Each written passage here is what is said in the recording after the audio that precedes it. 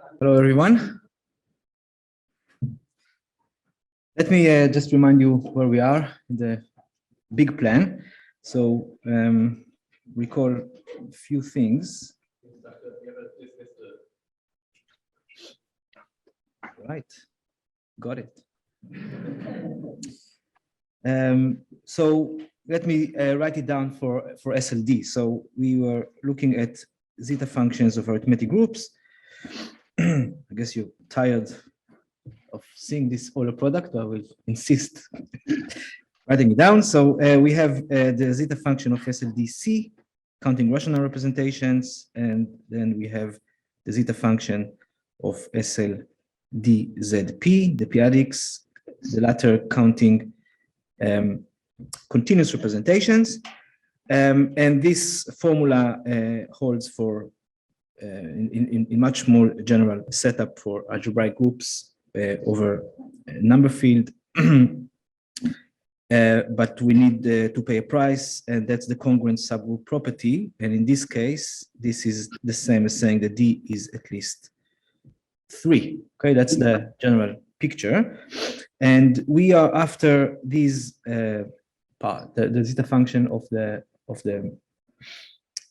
prime numbers, the p-adics. So P is prime.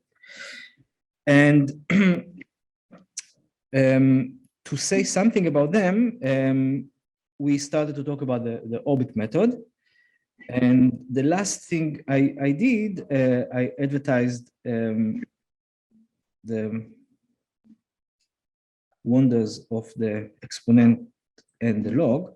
So we have the Campbell-Hausdorff series, which is the log of the exponent of x times exponent of y, where this thing happens in the completion of the free associative algebra on 2 variables.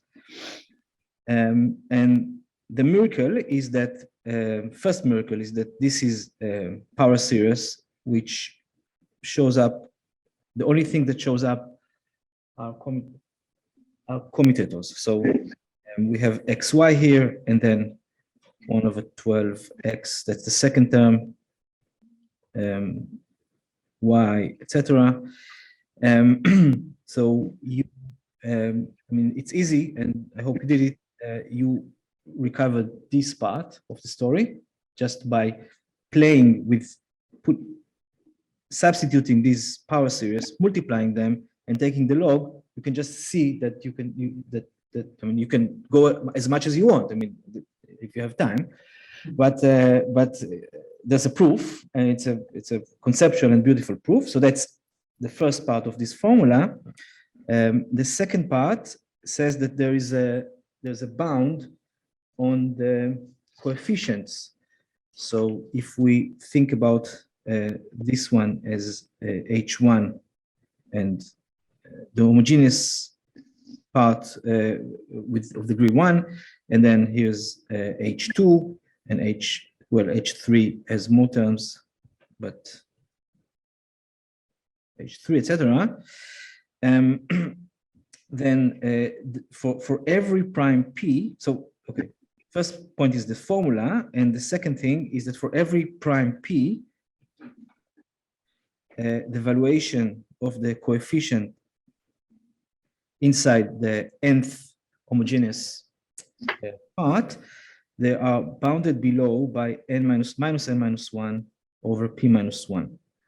If this was 0, it would say that these are all p-adic integers. There's no, that will eventually say that we are, the coefficients are integers, but they're not integers.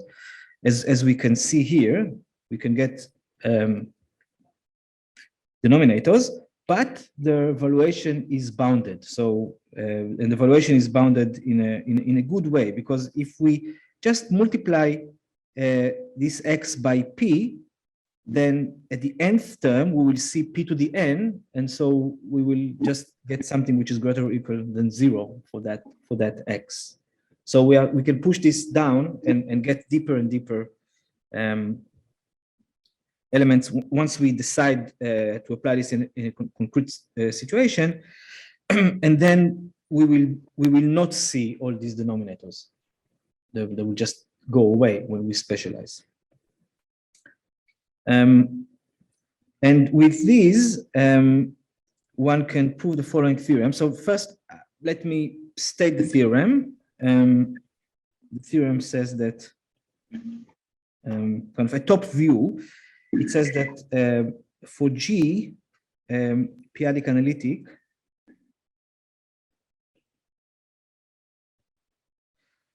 and now there are several things that one can do here. If you restrict your group to a smaller class, and this is what Roger Howe did when it's not such a small, it's a very large class, I should say, but there are other classes you can have more general situations. But if you take the setup that Roger Howe used, then you can prove the following theorem, and that's what he proved. And if you go to read his paper, which I highly recommend, he's developing the whole theory in 3 or 4 pages. It's not easy to read them because he's writing in his own style, like he's defining things in a very specific way. But still, it's 3 pages. I mean, it's not so bad, and all the ideas are there. And you have various generalizations to larger classes of groups, but then you need to work much harder. But the ideas are really similar. It's just technically you need to work harder. So what I want to say, instead of saying let's take Roger Howe's class or saturable subgroups as this is the more general one, I'll just say legit. Okay, so whatever context you want, you just pick your context, and there will be a theorem. That's fine. Okay, so if it's a legit subgroup, so just to be kind of concrete, here's a legit subgroup.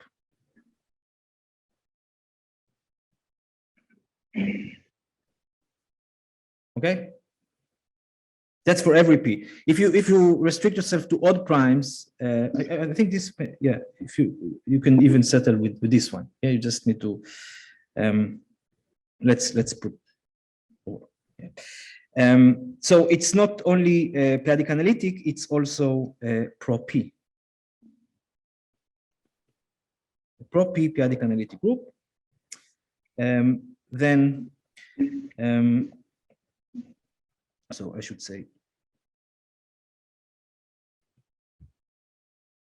let G be periodic analytic pro-P group. Then there exists a bijection between the continuous irreducible representations of G and coadjoint orbits. So maybe in my saying that I'm recalling things, I also want to recall that in this context, we have a Lie, a well-defined Lie object, Lie algebra, Lie ring,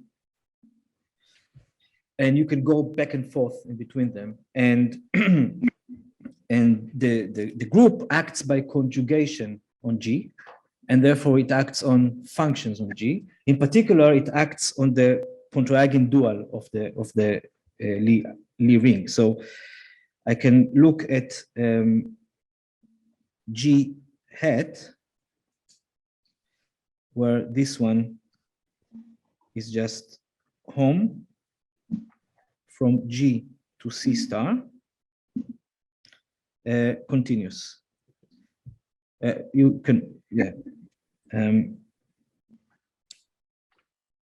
Since this is a compact, this G, the whole thing about being periodic analytic, this G is not very mysterious. As a group, as an abelian group, it's isomorphic to ZP to the D for some D. Okay, that's when you say periodic analytic, that's the chart that you see at every point. It's ZP to the D. So that's the Lie algebra that you meet at every point. So but it also has a Lie ring structure. But if you forget about the Lie ring, you just look at the module. This is ZP to the D, and now I'm looking at continuous maps from ZP to the D to C star. ZP to the D is compact, so even though I wrote here C star, the image will land in the circle. It has to be. It's a compact thing. And even this, it's not so mysterious because I will not write down. Let me just say it in words. I have a continuous character from ZP, forget about the D, ZP to C star. We've seen the balance between the tension between the topologies. A continuous character from ZP to C star must factor through finite quotient. So the characters that we see, these are just the characters of Z modulo P to the K for all the Ks. These are all that's what we see. And the dual of finite abelian group is, finite abelian groups are self-dual. Their characters are isomorphic. So this is not something really difficult. It's just you can write down in a very concrete way what it is. So going back to the story, we have an action of G on the Lie ring, and so we have an action on these continuous functions. And now we can take orbits by G, and the theorem is that there's a bijection for every orbit here corresponds a character. So instead of saying now equivalence class of representations, which I could say this as well, I want to write down a character of a representation. And now there are several things that are going on here. And one of them is that these orbits are finite. Every orbit is finite. So, so orbits are finite. More than that, they are even power of P.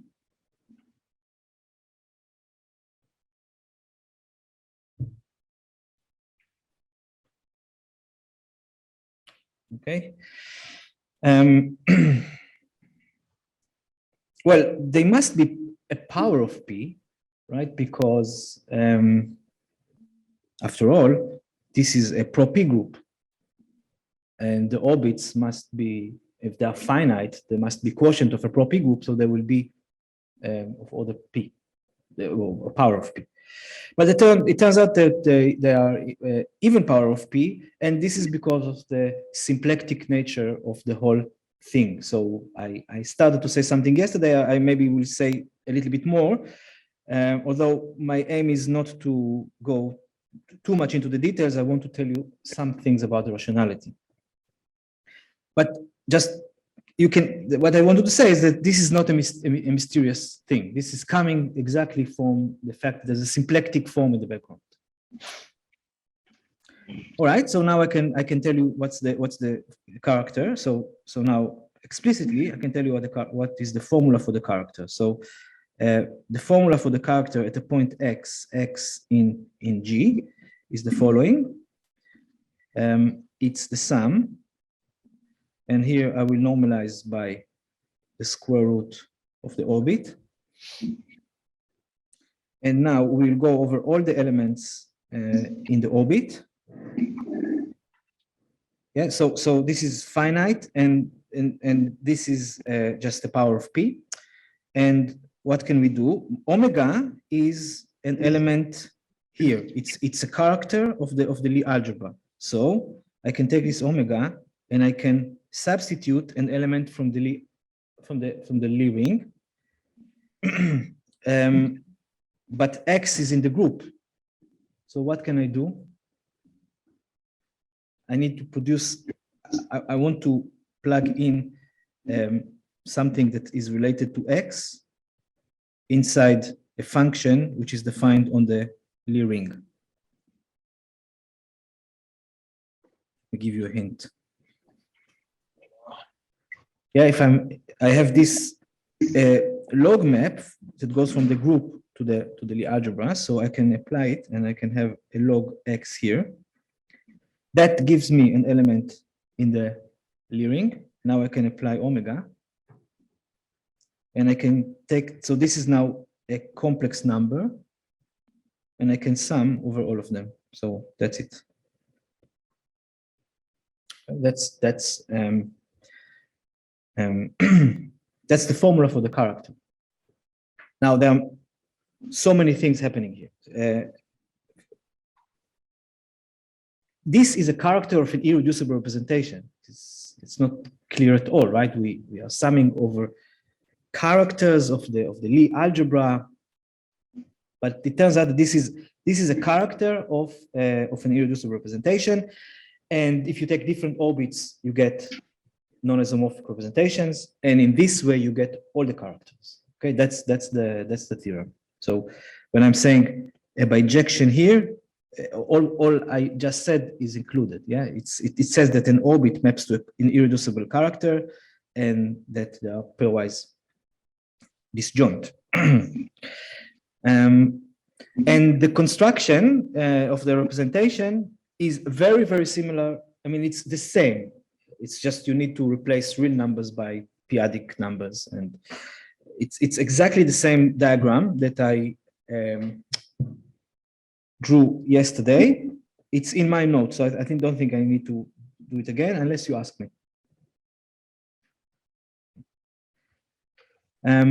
Any question so far? Yeah, Lachlan. Sorry? So if you take, yeah, repeat the question. Which orbit gives the trivial representation? So I have a group acting by conjugation on the Lie ring. The trivial representation should be one-dimensional. There is a very special element in the Lie ring, which I can think about, and that's the trivial element, except it's not, I'm not looking at the Lie ring, I'm looking at the dual, but it doesn't matter. I'll take the trivial character of the Lie algebra. This is a fixed point of the whole group, and therefore the orbit is a singleton, and I will get exactly the trivial character. Yeah, thanks. Thanks for this question. Which also reminds me that we can also detect the dimension here. So what is so the dimension is the value of the character at 1. If I'm plugging here 1, log of 1 is 0, omega of 0 is 1, right? It's a character that goes from G, so omega goes from G to C star. It's a character of the additive group. So 0 goes to 1. The 1 of the group goes to the 0 in the Lie algebra, and that maps into 1 in C. So what we have here is a sum over 1s. How many? The size of the orbit. So, and now we need to divide by square root. So what we get is that this is the dimension, the irreducible representation. And now, if I want the zeta function that counts dimensions, then that's the only thing I need. I only need to know. I only need to know this. Kind of go over all the orbits and take these sizes. That's it. That's what I need to know to write down the zeta function. I mean, I can already do it now. Let's do it. No, I'll do it later. So okay, that's the theorem.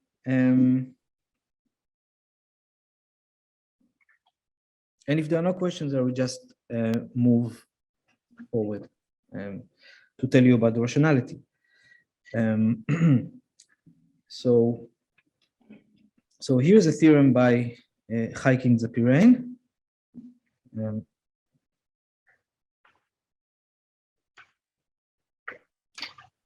So let G be fab compact p-adic analytic group with p at least 2, then there exist integers n1 up to nk and functions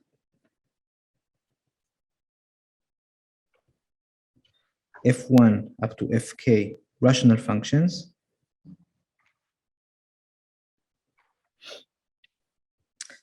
such that the zeta function of G at S is the sum of ni to the minus s, fi to p minus s, I goes from 1 to k, and in particular, if G is also pro p, then the zeta function is just rational. So there is no, I don't need to take, it's just rational for some rational function. And the only thing I need to tell you here is what fab means. Yeah? So everything here we know. We know what compact p-adic analytic group is. Rational functions, fine. Yeah, this is the only thing I need to tell and to say, and that's not so. So fab comes from finite abelianization. It means that for every open subgroup in G, I remind you that open subgroup means in particular finite index, because the complement is a union of cosets. They are all open, but the group is compact, so the complement must have finite cover, and so it's a finite index subgroup. So for all open subgroup, the abelianization H modulo the commutator is finite. Okay, and this is clearly a necessary condition, right? If I want, if I have, suppose the group itself had an infinite commutator, it means that the group has infinitely many one-dimensional characters.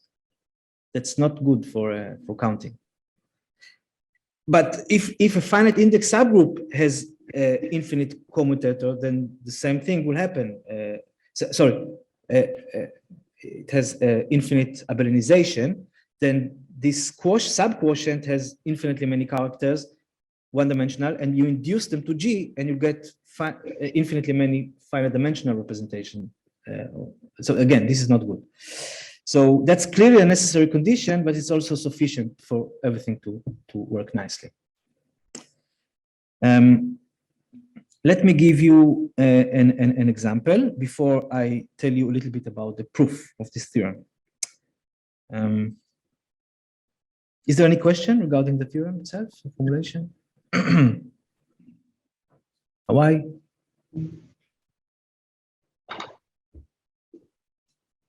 No.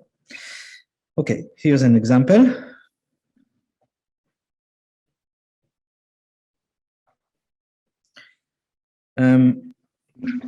Let P be at least 2,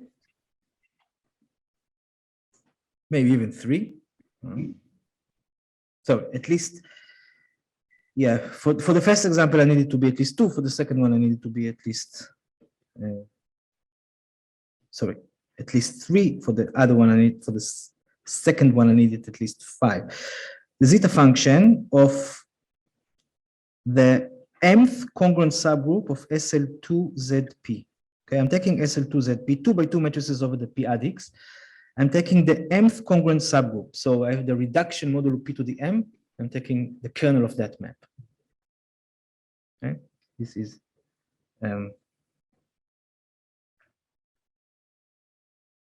SLNZPM is the kernel of the reduction from SLDZP to SLDZ modulo P to the M. Okay, We saw before the first congruent subgroup, this is the mth congruent subgroup. That's by definition. The zeta function here is p to the 3m,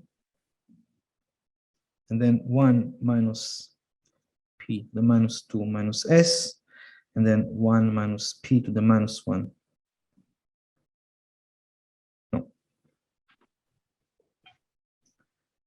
1 minus s. And the zeta function of SL3 ZP, the mth congruent subgroup, is p to the 8m. Now I need to take a longer line here. That will be here 1 plus. So let u of t be the polynomial t cubed plus t squared minus t minus 1 minus t inverse. And now we have here 1 plus u evaluated at p to the minus 3 minus 2s plus u at p minus 1 p to the minus 2 minus 3s plus p to the 5 minus 5s. And the denominator is 1 minus p, 1 minus 2s, 1 minus p, 2 minus 3s.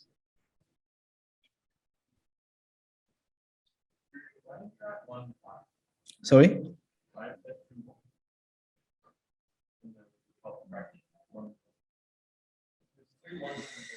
Yeah, it's a confusion of the author.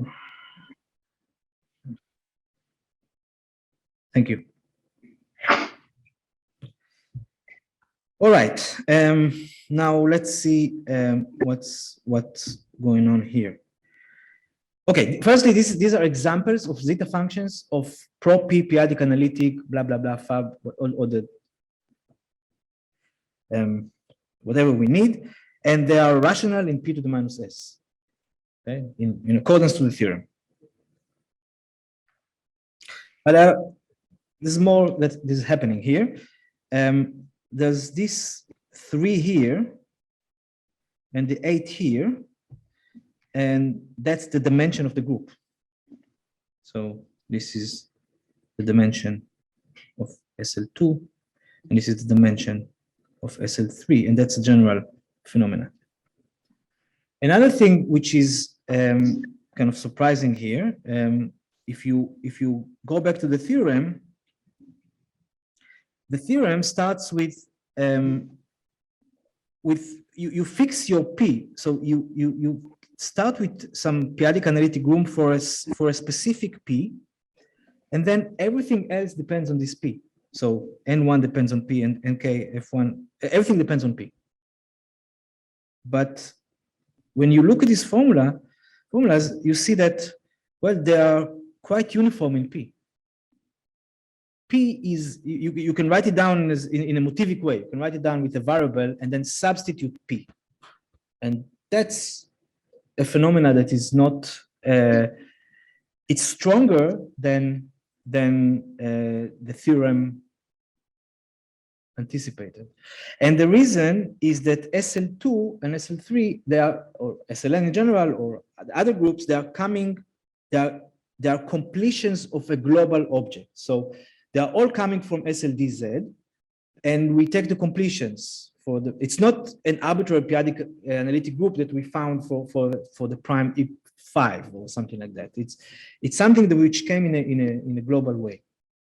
And that's the reason for the uniformity, which is not predicted by this theorem, but it is predicted by a generalization, which if I have time, I will tell you about. Yeah, Chris. So is that uniformity known? That's like the known thing that so Chris is asking if this uniformity is known. Yeah, so this is a theorem which if I have time, I will say something about that. If not, this is a joint. In my notes, I give references because I didn't think I will get to this, and I still don't think I will get to this if I want to explain other things properly. But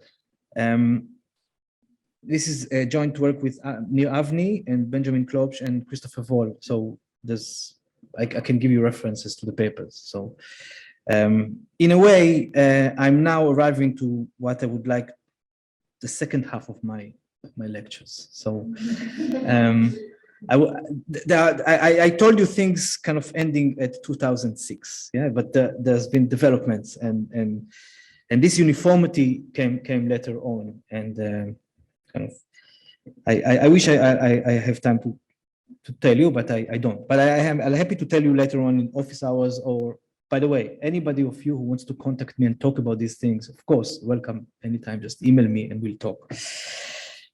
Also in Hawaii. All right, so these are the examples. Another thing, which again is not predicted by the theorem, and this is completely not predicted, because as you will see, this theorem uses model theory. I will tell you a little bit about the proof, but the generalization uses algebraic geometry. And in particular, here's an exercise for you. Replace P by P inverse in these two formulas and see what you get. You will see that these are palindromic. These are palindromic expressions in P, in P and P inverse. So you invert P, and you get back the same formula with some constant, with some P power. And this is since it's clear that I will not have time to say, I'll say it now. This is a result of Veil conjectures. So when you integrate over, when you use algebraic geometry to produce the integrals that I will now talk about, the Veil conjectures kind of come into the game, and other combinatorial inversion that somehow they work nicely together, and they give you this functional equation in P. So how does this theorem is proved? So now I want to start collecting things that we had as an exercises and in an escalating manner. So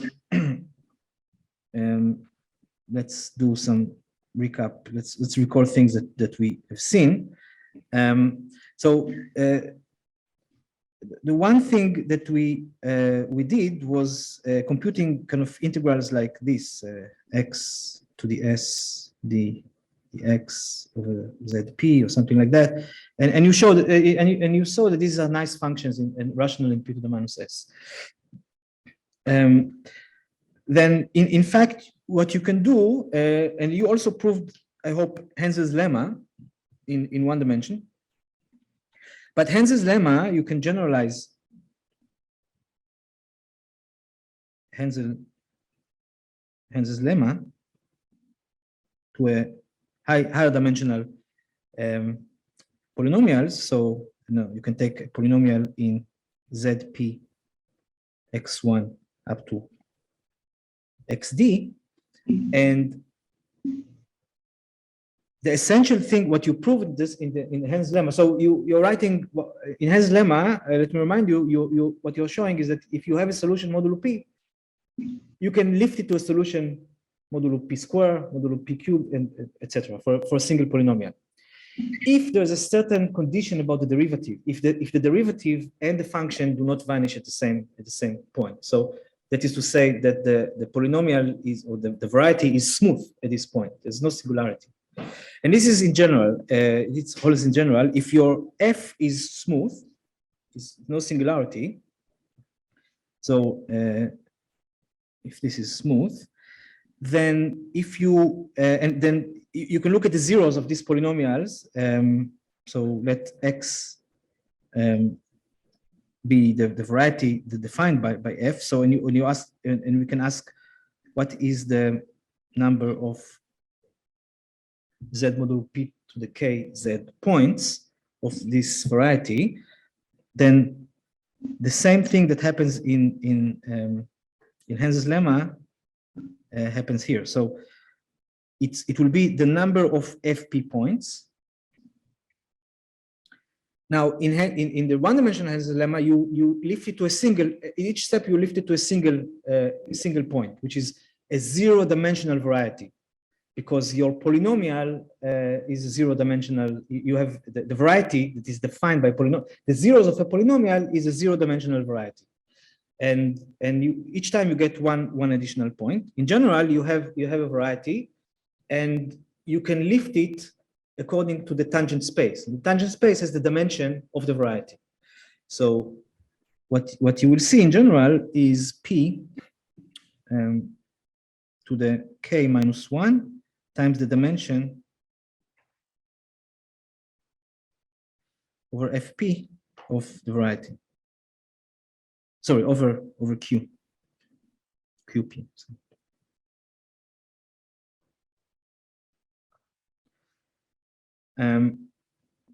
So in particular, you have a rationality. So now, if you want to write down the Poincare series, so the sum, the Poincare series of the polynomial at t, the sum of the z modulo p to the k z points with t to the k, so the generating function. This generating function in the exercises I normalize this, but it doesn't matter. We don't need to normalize it. Then you can just see that you get a geometric series. So this quantity here pops out, right? Because it's a common factor for all these elements here. And when you write it down, you can see that this is 1 plus the number of FP points times t over 1 minus p to the dimension of x times t. So it's a rational function in t. Okay, this is because the polynomial is smooth, but it turns out, I mean, it's not because it's smooth. Because it's smooth, I can prove it easily. But in fact, Igusa proved that this is true. This is true even if f is not smooth, for every f.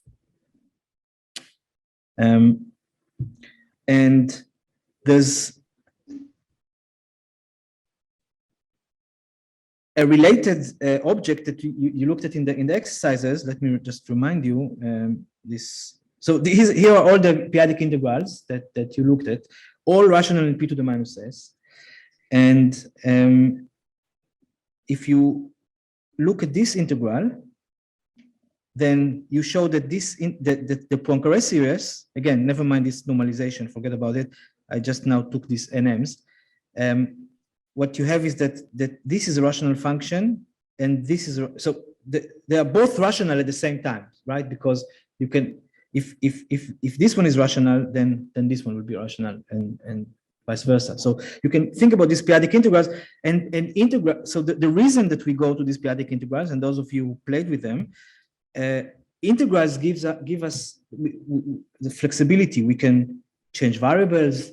Like counting is very rigid. Okay, I'm counting solutions, but when I have integrals, I can change variables. I can if I have a singularity, I can blow up at a point and still integrate. It's a flexible object. So so this is why it's very natural to look at the integrals rather than the counting problems. The integrals are nicer, and so Igusa proves that for every f, this integral, which we call zf of s, this is the integral over zp to the d.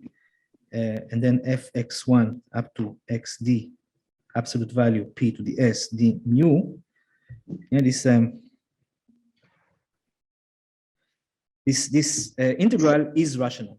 Okay, instead of counting, I'm now moving to the integrals. And the way this is proved is to take an embedded resolution of singularity and keep track of what happens to the integral when you resolve this singularity. So there's a lot of things going on here, but eventually this is still rational in p to the minus s. And if this is not enough, then f and van der Dries, and then they proved that in fact you can take the integral over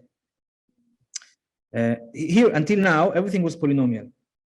And started with this one, and everything here we just could really observe that we get a geometric series, and geometric series lead to this rationality. And here this is more complicated. But it was all about polynomials. And now what the NEF proves is that if you have functions f1 and f2 from zp to the d to zp, which are definable,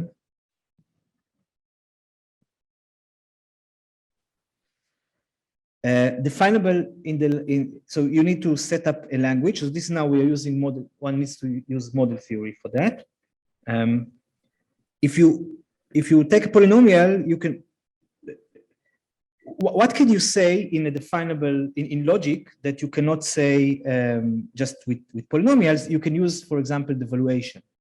Okay, you can say I'm looking at the set of all x's such that the valuation of x is greater than 17. I don't know. This is not an algebraic set. There's no polynomial that you can use to write it down, but this is a definable set. If you allow now in your language, you add the predicate that says valuation. You consider as part of your language, and so now you can look at definable functions, and a function is definable if its graph is a definable set. So let me say it again. A definable set is the truth value of a formula, where the formula can be a polynomial, or it can use the valuation and equalities and Boolean algebra. So that's going to be a definable set. And a function is definable if its graph is definable. So the NEF and van der Dries, they prove that if you have a definable subset in Zp to the D, and you look at this integral,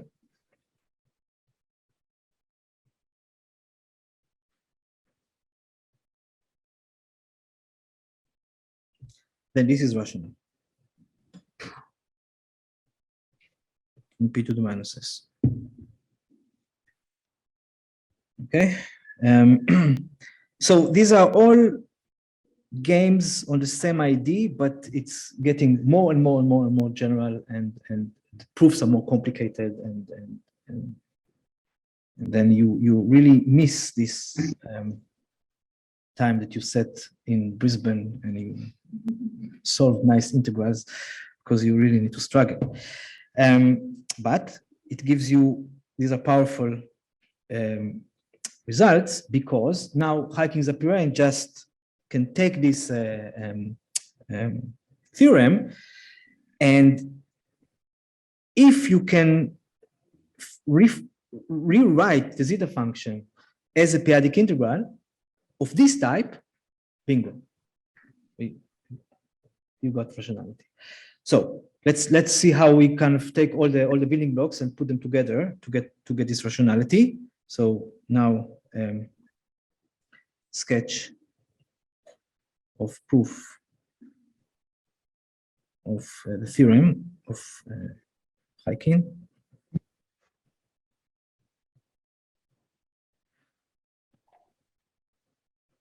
So we are looking at this function.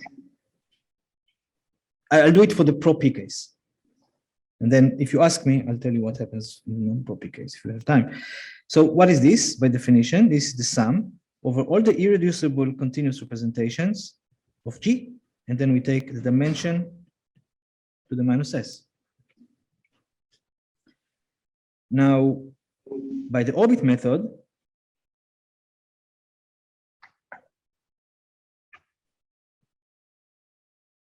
I can write this down as a sum when I'm going over all the coadjoint orbits And we saw that the dimension that corresponds to an irreducible representation is just the square root of the orbit. And so I will have this. Right? Let me go back and remind you that when we wrote down this character formula, we were able to say that the dimension is the square root of the orbit. So if I need to sum over all the irreducible representation, it's the same as summing over all the coadjoint orbits.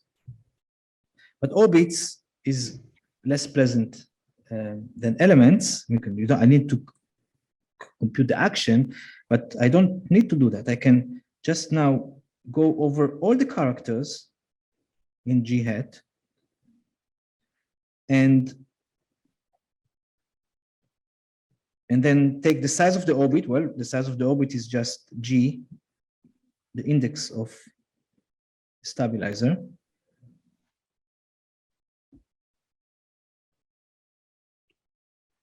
Okay, that's the size of an orbit is exactly that.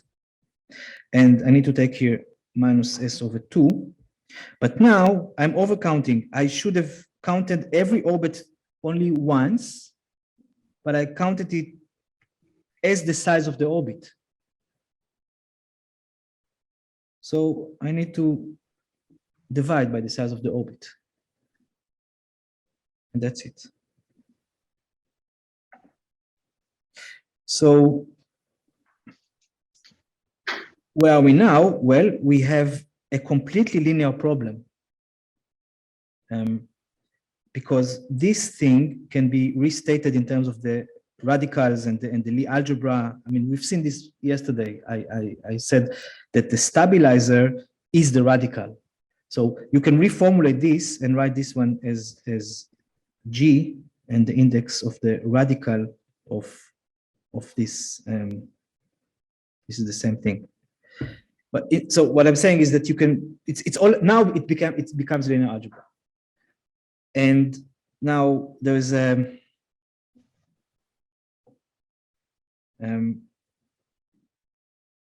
not complicated, but takes time to explain technical details that allows you to take this character space and take this sum.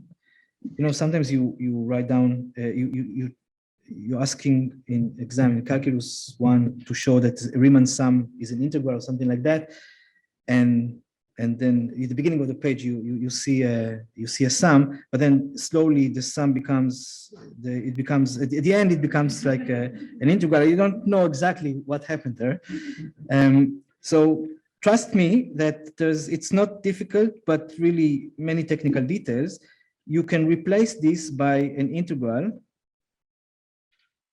over ZP, and then so that's what hiking is doing. That's one of the construction sides that it needs to work, is to show that all the things that we are counting here are definable in the sense of model theory. So that's the work. So and once they are definable,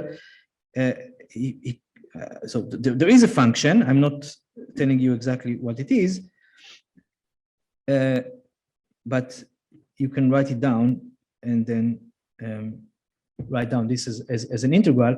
Well, you see this minus S here. This is, in fact, if you trace things back, you see that the dimension appears here, and the number of representations kind of come up here. This is the quantity of representations, and this is the dimension, because the S kind of keeps track of the dimension.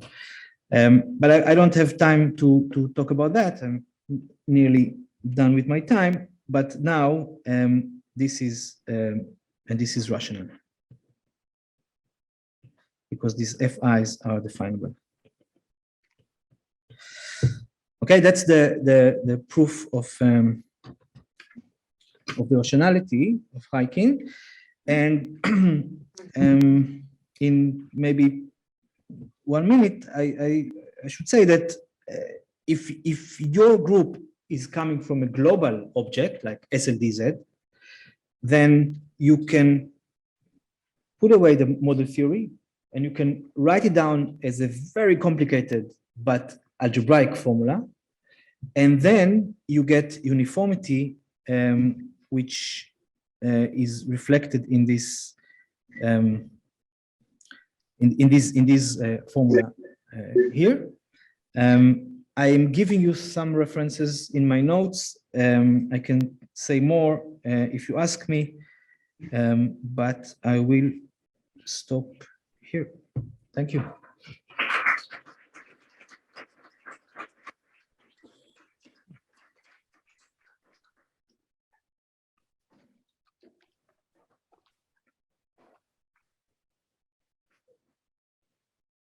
Questions?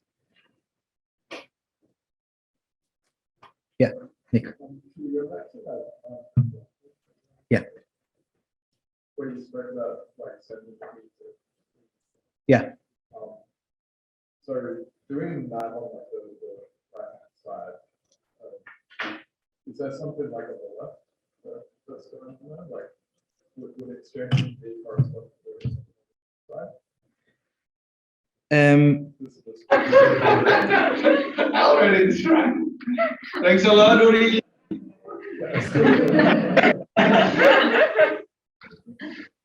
What happened? There was a student in Hawaii saying thank you.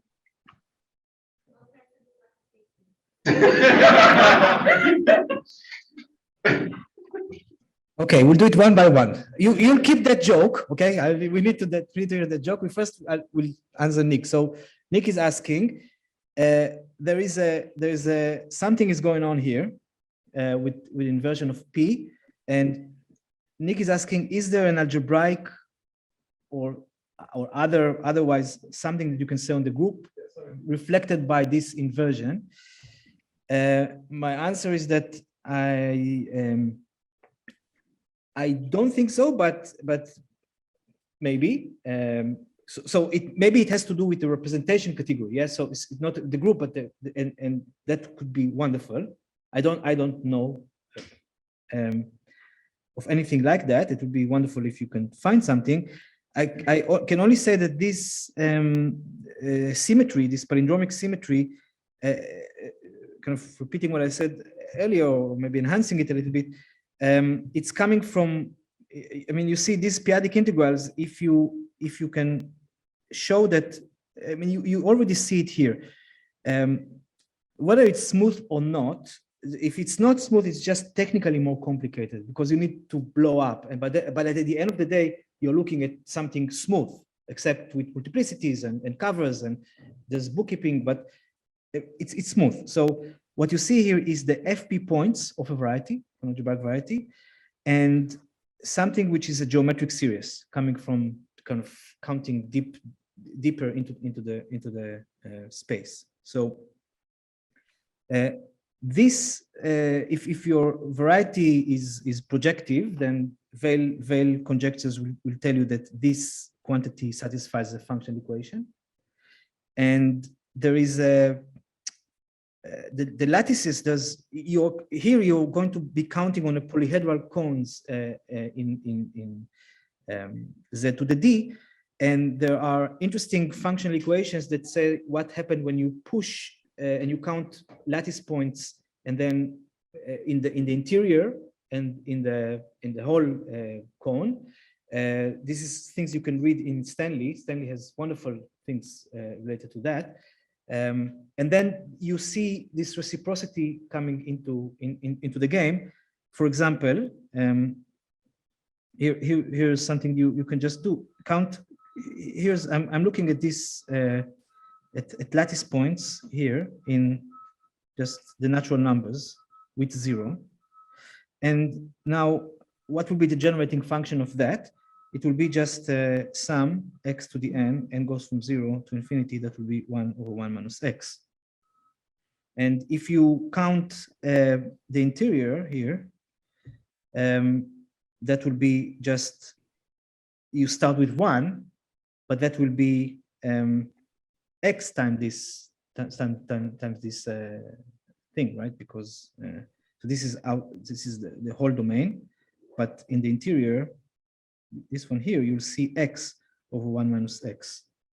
And there's a game that there's a reciprocity that's coming up when you invert x here. So now you invert x here, and you will see that you get something similar to this one with the power of x.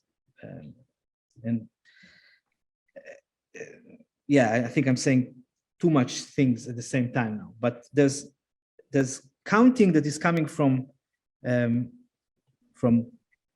FP points of a variety and something which is more combinatorial. And these two counting problems, they both satisfy functional equations, and it's a miracle that they satisfy, that they combine to one functional equation, because this reciprocity, you get constants, and it's the same constant in each of these problems, which gives you, at the end of the day, this reciprocity.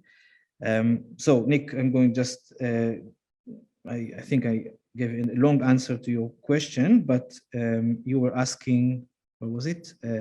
If I know something about this side. I don't know, but there's a lot is going on when you are looking at this side. Yeah. Yes, sure. Up. Yeah.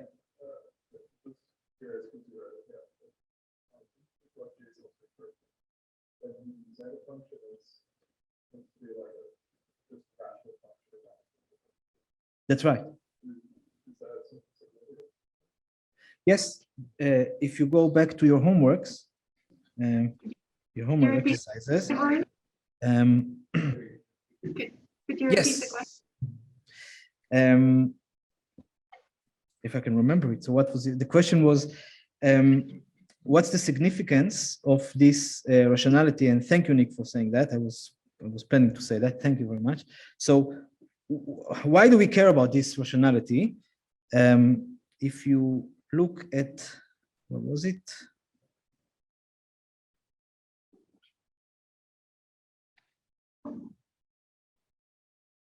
I'm sure it was him, right?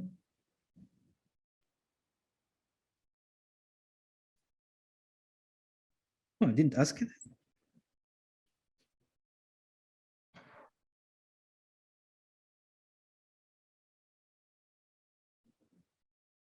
Yes, 12. So if you have a sequence and you write it as a generating function, then the sequence satisfies a linear recurrence if and only if this function is rational. And that's kind of the significance of this. It tells you that the sequence of dimensions, the number of dimensions of representations in a given dimension is kind of repeats it. It's just there's a recurrence relation. It tells you only need to know finitely many, and then you'll know what's going on later on. And I don't know of any other proof for that. So it's just you miraculously write this, massage this to a periodic integral, you use the Kirillov orbit method, you use model theory, you use all this machinery. At the end of the day, you get this rationality. Your original problem satisfies recurrence relation, the original counting problem. Now there's a joke coming from Hawaii or question? No, it's just the students here wanted to say thank you to you and Ting. Thank you. Thank you. Thank you very much. Thank you. Yeah, Chris? If you work with FQ instead of FP, finite and bit better, would you like the ZP to the N? So ZP more BBN. Yeah. And you could do, like, either you could fix that and vary that to the deeper, or you could just do like two variable thing. Is that known to be rational? It's not known. In examples, so the question, I think, because I know Chris, he asked it in an encrypted way, but let me repeat the question and you tell me if this was your question. So Chris is asking, what happens if instead of ZP, we take, say, FPT or something analogous to that, yeah, or no? I was thinking like FQ, but then the finite and bit vectors, so still in the like mixed characteristics, but with SQ. Oh, if you're taking the width vectors, so Chris actually said you can think about ZP or Z modulo P to the K using width vectors as something which is kind of an object over FP. Like these are the object is FP to the K, but with funny addition and funny multiplication that kind of capture those of Z modulo P to the KZ. So that's a presentation of the ring. So it doesn't change the properties of the ring, and therefore, yeah, everything will work. Sorry? Yeah, whatever I said is true for FQ also. I just didn't want to take algebraic. The notation becomes heavier and heavier if you take general number fields and completions. So I just was talking about FP, but everything I said is true.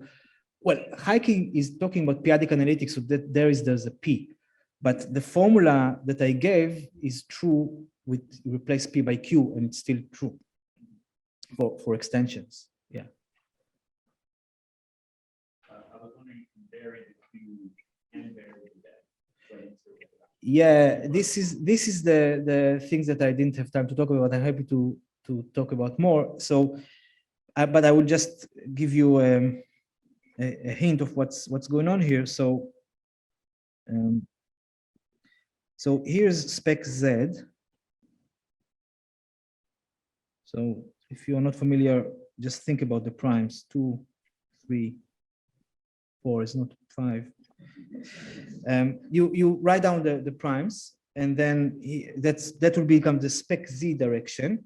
But you can also look at the Q bar direction. So you can vary the prime, and you can vary, can get algebraic extensions.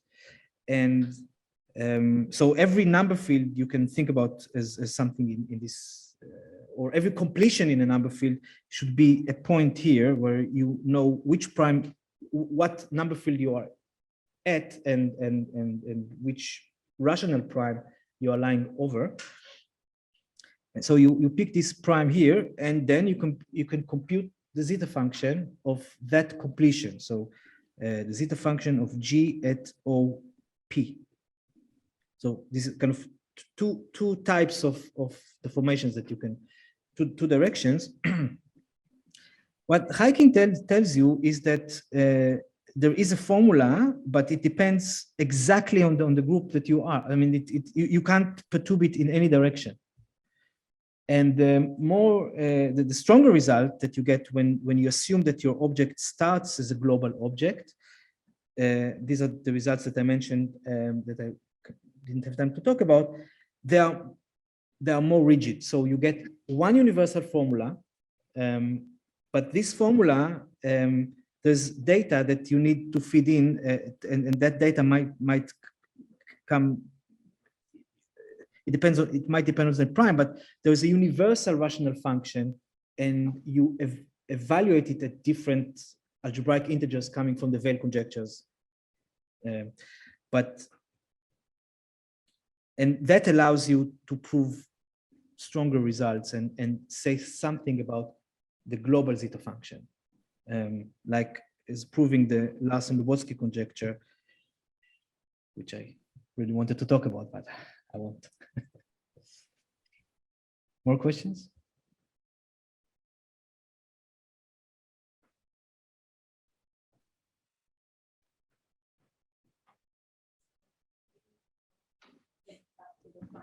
Thank you. So on behalf of everyone at the school, we'd just like to thank you very much for delivering this course. I guess on a personal note, I've heard about representation theta functions, but I never really studied them or understood what you could do with them. And I think this has been a really great introduction for myself into these special functions that really contain a lot of valuable and interesting information in different ways we can think about them and use them for all things like that. And everyone I've spoken to about this course is really so thank you for the expertise that you shared and the knowledge. And thank you also for your way of delivering the course. I think your kind of relaxed lecturing style and the humor makes it really enjoyable to listen to these lectures. Thank you so much. Thank you. Thanks. So a nice speech. Thanks a lot. Thank you.